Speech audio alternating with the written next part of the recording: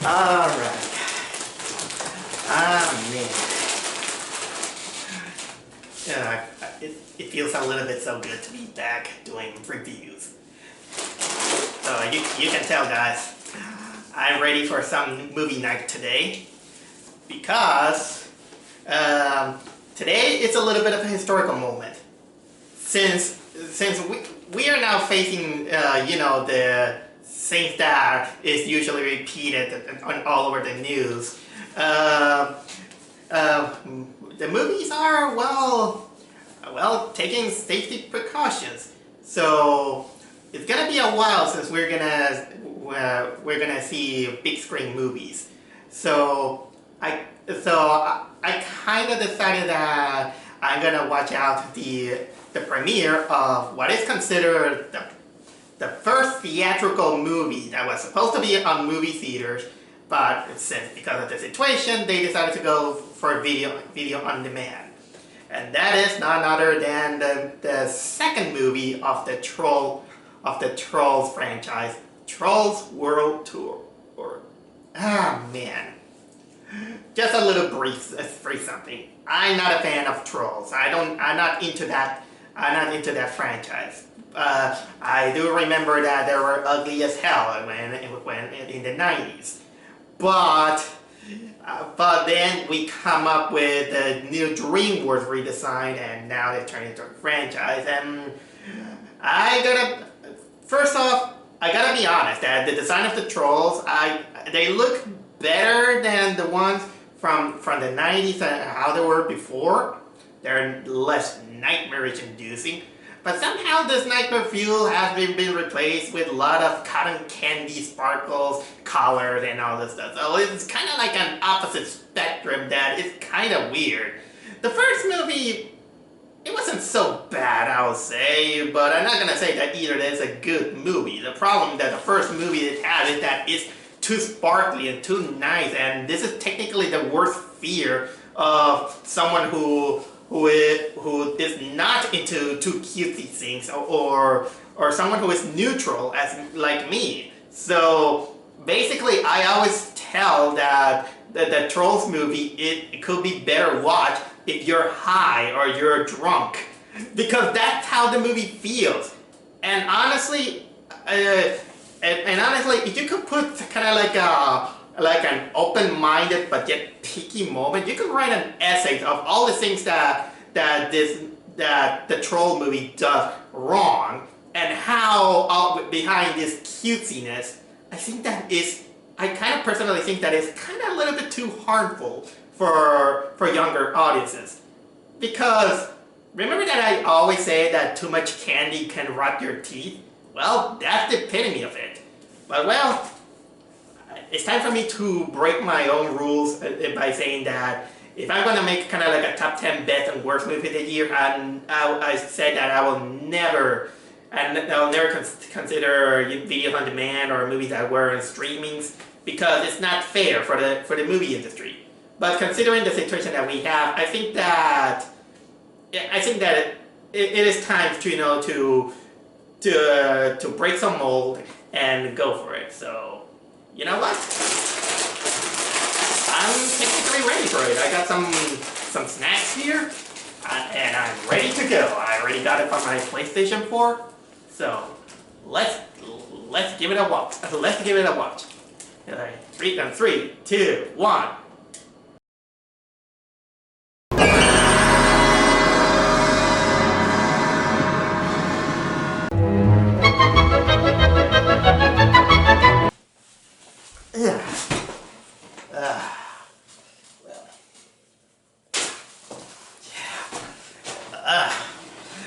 What a drug trip that was. Okay, first things first, I gotta complain about this video demand bullshit. $20, really? $20 for 2 days of rental. I mean, for $20 I can buy a movie. So why charge us kind of like full price for buying for renting a movie, when this is kind of like a price that is technically for a movie that you want digitally. Yeah, okay. Now that this is out of the way, Trolls World Tour is like what I expected. A drug trip. Again, another movie that is gonna be great if you are high on pops, when you are drunk. This is your kind of movie. I can see why the first movie was so successful, because I do remember being so high in this movie. No, not really. I wasn't high. I never do drugs or anything. I just that it's so colorful that I think that this is the vision that you get when you're on LSD. Oh man. But truth to be told, Trolls World Tour, I wasn't exactly too 100% keen on it. Mostly because I could smell some of the family-friendly traps that is gonna lead to you. And when I begin to see this movie, I begin to smell it a lot. And does that mean that I hate the movie?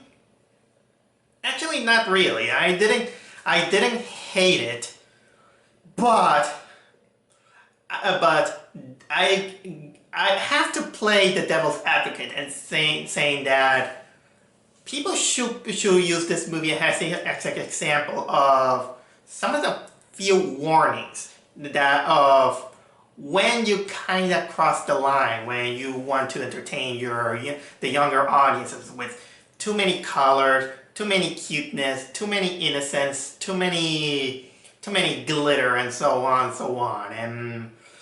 And for me, this feels too fabricated to the point that it feels manipulative instead of genuine. I mean, I'm a sucker for a lot of cute things, but I don't like it when it feels a little bit too much. Like I said before, when you have too much color and too much candy, it still rusts your teeth, and it's gonna be harmful for in the future. So, well, if I have to talk about this movie, you should have to have a little bit of knowledge about the last movie. That we know some of the characters. Like, for example, we got our main character, the Queen Poppy, who is voiced by Anna Kendrick, and her best friend, Branch, played by Justin Timberlake. And there's some other friends, and the funny thing about this is that it technically ignores some of the lore from the last movie, in which there is a world between the little trolls and the big goblins that they wanted to eat them. And guess what? These guys are ignored completely into the movie. There is a cameo almost at the end of the movie, but forget that. There is a bigger world of trolls around them, and guess what? They decided to build the world of trolls revolving music. So basically, the plot is that the world of trolls is divided mostly into 6 tribes, and all are related to music. There's the tribe of pop, funk, techno, classical, country, and rock. So basically, they live separate from each other, almost not knowing between each other, and each of these tribes, they have these magical strings that they represent the harmony of the world. But then the balance is disrupted when the queen of the rock tribe, which is this troll with heavy metal makeup. She's played by what was the name of that character? Rachel Bloom. The character's named Barb. She just decided to invade all the other tribes in order to get all the strings in order to to unite the world into one music, which is none other than rock.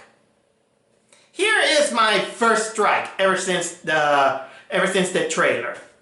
Rock is the villain again. You know, I've been seeing a lot of cartoons which mostly kind of involve the music, and I think that 75% of them always Rock is technically seen as the bad guy, but it's mostly recent. Rock wasn't seen technically like a bad guy, kind of like in between the 80s and the 90s. They kind of show that, yeah, we are good, but sometimes people try to demonize Rock, claiming that they're rude, they're filthy, they have little hairs and all this stuff. And yeah, I understand. There are some bad apples in Rock, but don't give me that excuse, because I think that there are bad apples even on other genres of music. So this is my complaint about this whole thing that making Rock the villain again. So basically, yeah, this troll named Barb is invading everyone, trying to pick up all the strings in order to make the world just rock. So basically, when our main character Poppy learns about it, she wants to prove herself as being the queen. So she tries to befriend Barb, even though no one was kind of like too keen into it, especially her best friend Branch.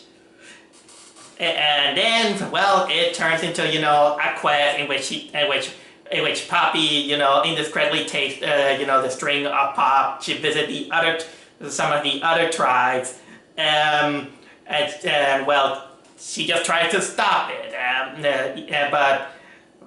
basically that's technically it. It's kind of like a group of a ragtag team. Another one who goes into his own quest because he feels like he doesn't belong. I'll get to that character later. And of course there's a big villain who wants to pick up the six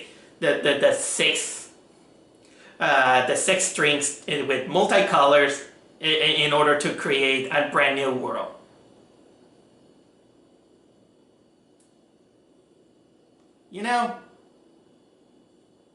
Does anyone has Avengers familiarity? Yeah. Oh wait, it is. Let me get this over saying that, again, you're not gonna deny that the animation and the colors are well done. Again, it's a given in any of those big shot animation studios. It's obviously that you're gonna get some, that is colorful. It has some beautiful textures, so on and so on. And yeah, this is really cotton candy. Some things kind of look like they pop out. They look strange. Some of the characters, have eyes, and technically is kind of like an upgraded level of the Amazing World of Gumball, or one of those colorful Nintendo games, kind of like Yoshi's Woolly World. That's the first impression that I got on animation. But obviously, this is a given. But you can notice that this movie has technically some certain flaws. The first of all is the selection of music. Yes, for how can I say, a movie that is centered about music, lots and almost all of the songs that they cover are just remixes or covers of other songs. I was really dreading the first minutes of the movie because they start off with songs that I was familiar with. I mean, we started off with what was it, with Daft Punk, and boy, that when they begin to sing other songs that I feel so familiar with, it gave me a bad vibe because it reminded me of a movie that I hated. And that movie is Strange Magic. I hate Strange Magic, and I was afraid that it was gonna fall into that. But you know what? At least the trolls are a little bit well designed, and they're less scary compared to the character from Strange Magic. Or hell, at least they look better than the trolls from the originals. Man, these guys they give nightmare fuel. All right, continuing on.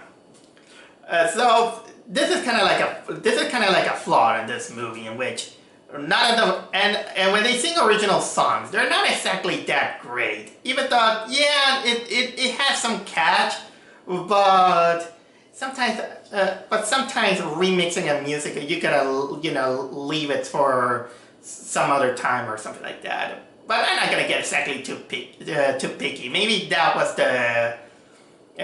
kind of like the point of this movie.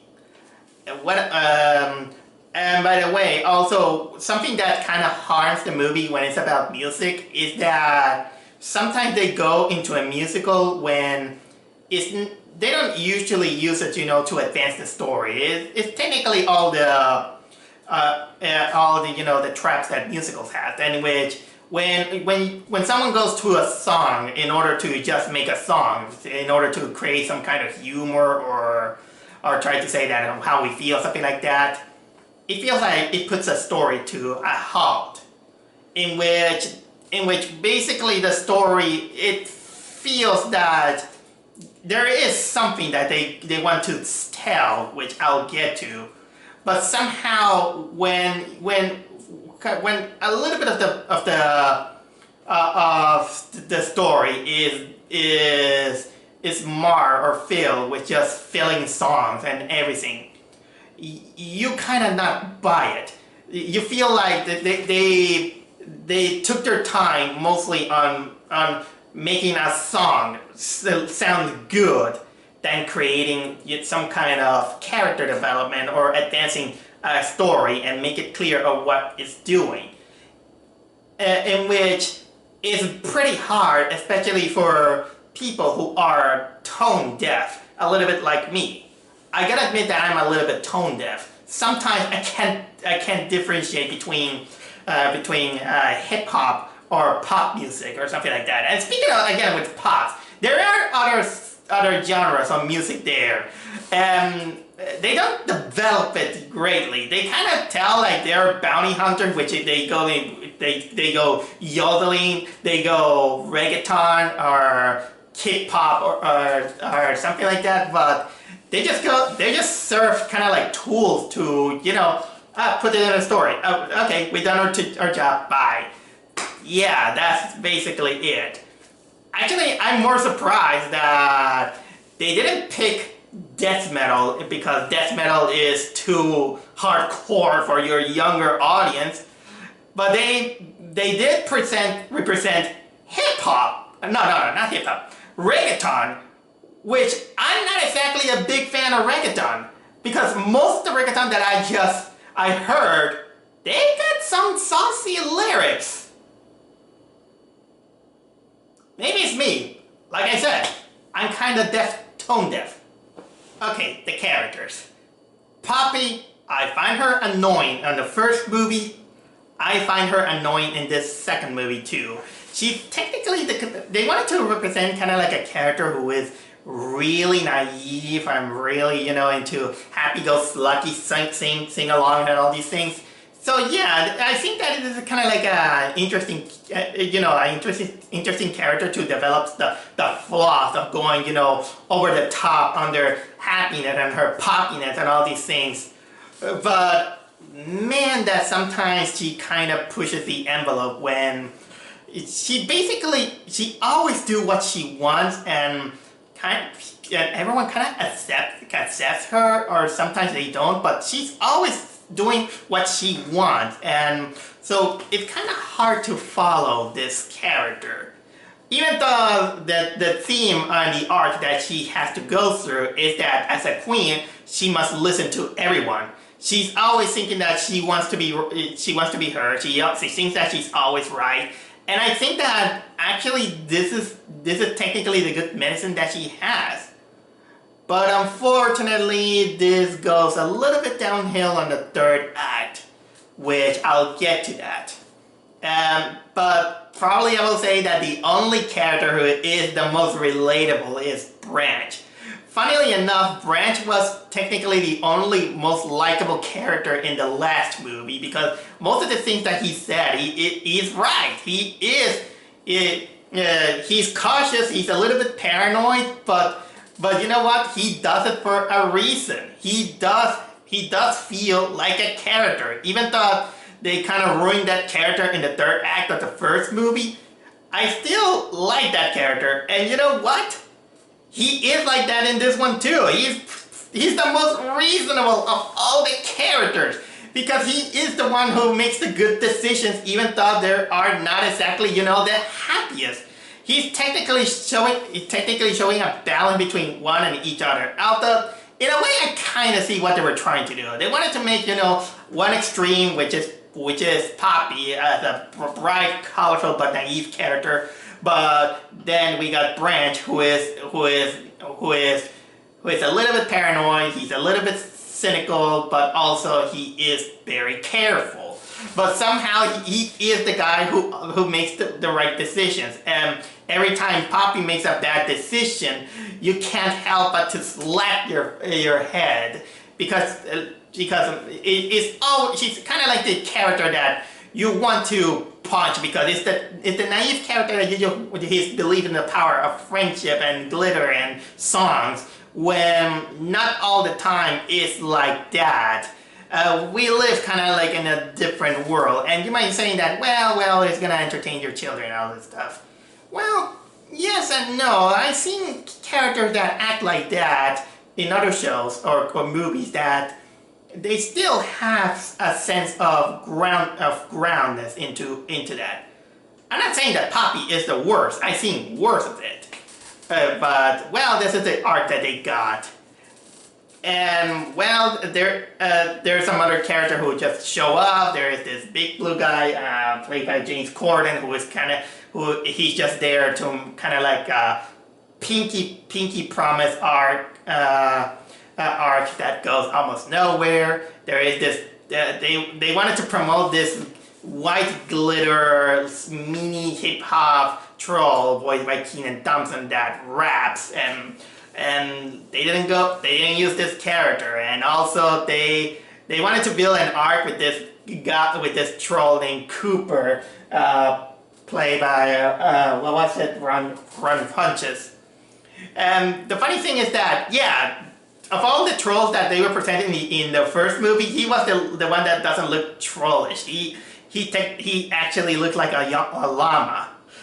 But then they finally explored it by giving him his own side story, in which he thinks that there are other trolls that probably the trolls on where I live doesn't look like me. So maybe I can find my own kind. So he goes in his own side quest, only to reveal that yes, he was adopted on the other tribe. Oh man, but you know what? If you're curious about it, I'll leave it to you. But they do reveal some kind of promise that I kind of like about the movie, but didn't technically go there. Oh yeah, and also the villain. Barb is technically kind of like a two-dimensional villain that it was going to be, like, Pop is bad. I just want to. I'm the queen of everything, and so I wanna be heard and all these things. And yeah, and she has also her father who funny thing. When I heard the father's voice and the way he looks, I was thinking that this guy, he reminds me of Ozzy Osbourne. And guess what? He was Ozzy Osbourne. Thank God they don't have him eating a bat's head. Okay, it's time for me to talk about what this movie was trying to do with the theme of music and everything. A lot of the things that the movie tried to tell us and the message that it wanted to preach is that everyone is different, not everyone should be equal, and that diversity is good, we should respect each other. Yeah, the whole thing that kind of like the point of harmonizing, in which different is good. And in part, yeah, I agree, because different things is also a lot of fun. And they wanted to reflect that a lot in both Poppy and Barb, in which Poppy, while being good-natured, she's too naive about the world around her, and she thinks that everyone will accept her pop and all these things, even when things backfire, like when she tries to introduce pop to country. By the way, in a side note, this is probably the most depressing country singer I have kind of singing, when a lot of the country music that I've heard are very cheerful. The country music that they decide to represent in this one is so gloomy that it ends with a funeral. I gotta also mention that if there's this movie is not exactly 100% funny. There's some small details that kind of give you a smirk, like the one that I mentioned. Oh man, and also Barb also has this scene in which she wants to conquer the world with rock and all these things, and at first she seems like two-dimensional, but it is technically in the third act, in which they wanted to give her a kind of like a backstory in which she's never listened, or that she needed a friend and all this stuff. But I know kind of very little of this character, that introducing some kind of third dimensionality to this character felt a little bit too late. And so I think that you have toned down a little bit more of the musical part that they wanted to have. Although, they wanted to focus a little bit more on Poppy, just wanting to do what she says and not listening to others. And it's technically also represented, on the six strings of these 6 core melodies, in which something that I was actually liking about this kind of lore is that that at first they wanted to say that it was rock, the one that was evil, and that it basically almost plunged the world into chaos, and this is the reason why the representatives and the leaders of the tribes each decided to grab one of their own strings and being separate from each other. And so, but then they make kind of like a revelation in which the villain, the one who caused everything, was actually the Pop. The Pops were the one who were so full of themselves that they wanted the power all for themselves, while the others decided to make the ultimate sacrifice of taking the strings and separating it from each other because of Pop. But then, of course, the movie tries to back up a little bit by saying that the Rock is trying to do the same. So, in a way, the movie was a little bit close to redeem itself by saying that no, Rock is not the villain; it's actually Pop the villain. Which I would have preferred to have any other song to be the villain instead of just Rock. And that's the thing. They kind of, I think that they missed that opportunity, because I know that when people dress up, like the typical rock concerts and all these things, they look intimidating. I understand that. And a lot of the things that they do, is intimidating, but not all of them are like that. But you should see the people that are on other genres that feels innocent, like pop or country, or they also can. It looks shady, and I'm not here, to trash them. I like a lot of diversity of music. If you ask me what's my favorite, I like instrumentals. But anyway, I think the diversity thing could have. I mean, it's a noble attempt, but I think they could have done a little bit, better and not too sugar-coated. Especially that, well, I'm not gonna exactly completely ruin you the ending, but there is a line in which when everything's said and done, apparently when one character says a line which basically kind of dispels everything that Poppy went through. And that line is like, it's like that, it feels like she didn't learn anything. That's how I feel. I mean, she learned the lesson, but when that line happened, it's almost like she didn't learn anything. So it's kind of like a mixed feelings that I have with that. So I'm not gonna exactly reveal what it is, but so if you watch that movie, I'm gonna leave you as a task to pinpoint what was the line that kind of makes me doubt of Poppy's arc, let's say. Still, that's all I have to say about Trolls World Tour. Do I recommend it? Well, I suggest you as a warning to that. You should not go, with the too much colors into this.